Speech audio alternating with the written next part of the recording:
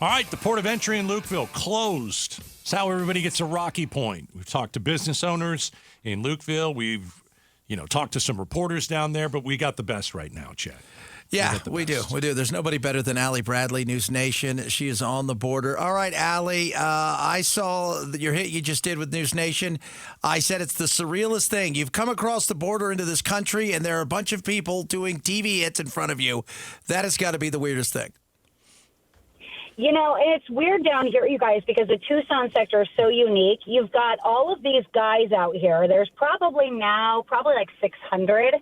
And they haven't even been what they say is apprehended by Border Patrol. They have had no screening whatsoever, no biometrics, no nothing. They could walk away at any given moment, and nobody's really going to go after them. I mean, that's kind of a harsh reality. But the other reality is they're sitting here for 3 to 4 days because they want to be processed. They want to be in America. I just talked to a guy from Morocco who said he loves America and respects our country and respects our laws. And I said, well, why didn't you do it the legal way? Why didn't you do the CBP One app or go to a port? You broke the law coming in this way. And he's like, the first and only mistake he's going to make, he said. But he's here. He wants to drive Uber. He's going to New York City. And most of these guys here are from Africa. I just talked to 8 guys from Syria. So you've got a big, diversity down here that you don't see in Texas and other areas. So the Tucson sector right now is still being overrun.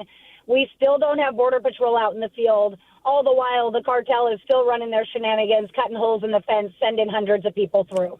Ali Bradley is joining us from Lukeville, Arizona. Okay, they fixed the damn hole or not? Well, you fix it and then it keeps happening, right? So here's the deal. When we came down here, the way I see it is when those floodgates were open, it was kind of a test run for the cartel. This has been going on a little bit of a surge since May, but we really saw it tick up when all those holes were opened, right? Right. And then there were no cuts. There were no cuts in the wall at all when I was down here, you guys, over the summer. I didn't see any weld marks hardly at all. A couple of different things that had to be repaired, but nothing major. Now those floodgates are closed. The people keep coming, and they're doing it by cutting through the wall. So you drive along the wall, and it is littered with cut marks and weld patch marks because they're constantly doing it. And what they're doing now is something that they were doing in Calexico, apparently, according to sources years ago. They're literally cutting the bottom of the base of the bollard, and they're hiding it, so you can't just drive by and see it. It's very discreet, but it takes about an hour. Where are the Mexican federales? We don't know, right? But it takes about an hour for them to get through this. We watch this. They bring out generators. They've got power tools. They're doing it all, and they're blowing me kisses while doing it. And then what they do is they wrap the bollard around with a rope or a chain, and they're tying it to the back of a vehicle like a tow hitch and literally ripping it clean off the wall. So guess what that does? How many holes are there? How many holes are in the border wall? Is it just one? Is it 8? Right now, there's 2 that I know of that haven't been patched up. There's a cut in the wall down the way that people are getting in through. When they just cut it, it's a pretty easy fix. Not easy, but it's going to be repaired probably within that day. They're back out there again the next day, you guys, and you don't have any Border Patrol to respond to it.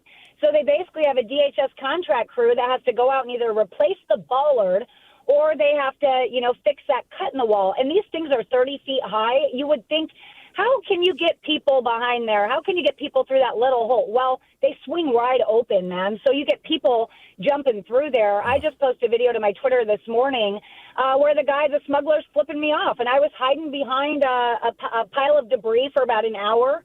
And then as soon as they started sending people through, I knew they couldn't put the toothpaste back in the tube. So I figured, hey, I'd start shooting, getting a better visual. And the guy literally looks at me, flips me off, and tells me, siéntate. Sit down. And so it's a really volatile setting out here. There's not Border Patrol around. They tell me you're on your own when you're walking around this group. We don't know what they have. I just found a switchblade out here. So they haven't been searched. They could have anything on them. But again, they want to be processed at this point. Yeah, that's exactly what they want. Talking to Ali Bradley, NewsNation. Speaking of the process, some of them have been there for days. What is the process to get them where they need to go to actually get processed, and how many are getting picked up?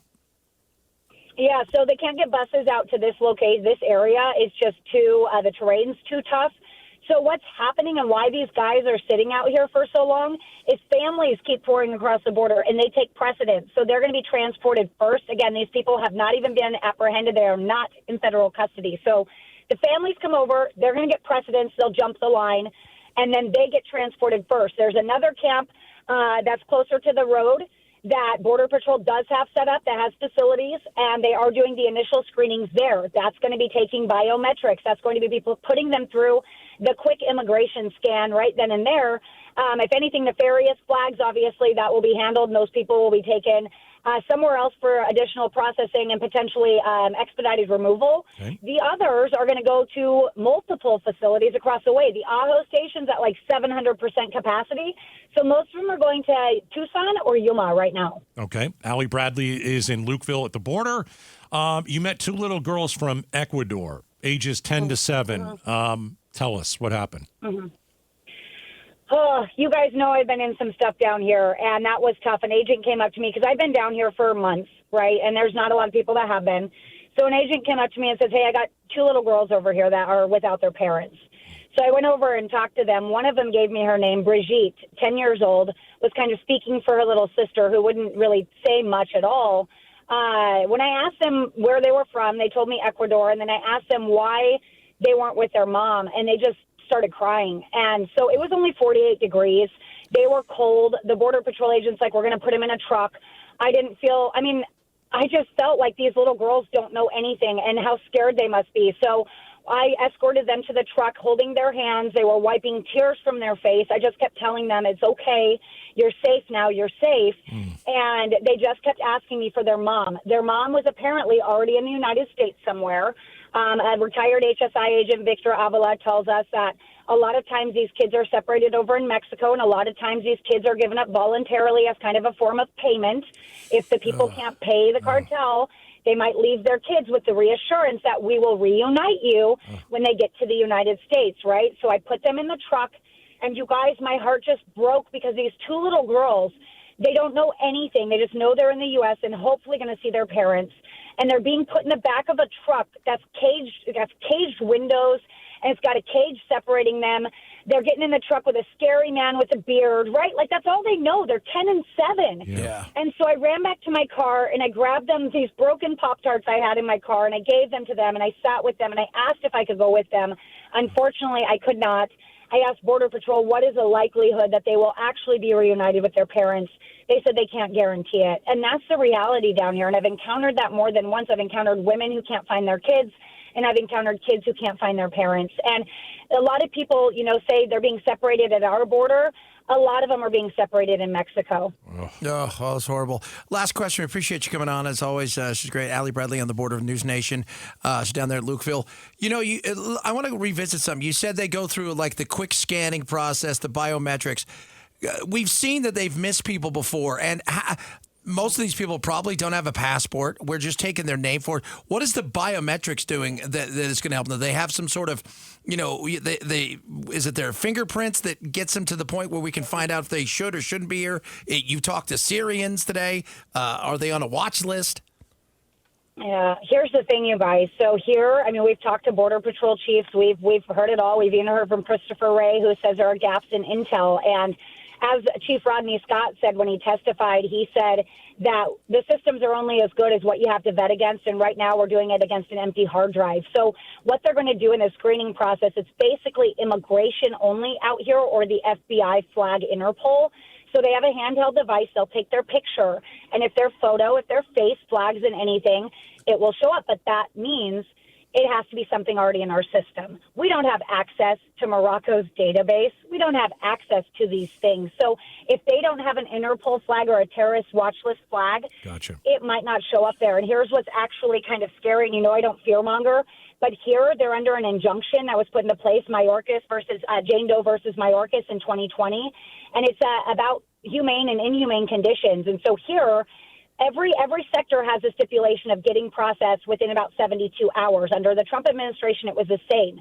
Here, they're being told process faster because the longer they're in custody, the more likely it is that they will violate that injunction, which could cause legal ramifications, not just bad optics for Border Patrol, but it could cause a judge to come down on them in the sector and also open that case up for the entire southwest border. Oh. So what people are telling me here is that in muster, which is their meetings that they have, they were told you need to process faster. And they said, what about the mission of securing the border? And they said, no, process faster. Oh. The reality is some of these systems we have take 3 days to flag. We know this. We've reported this. Some of these people are released into the country. The FBI has to go find them and track them down. That is the reality. We don't know who these people are. And hopefully none of them flag on that watch list. Ali Bradley, border correspondent, NewsNation in Lukeville. Thanks, Ali. You're the best. Thank you, guys. Take care. Thanks for watching Gaydos and Chad. Click to watch more and tap the button in the middle to subscribe to KTAR News.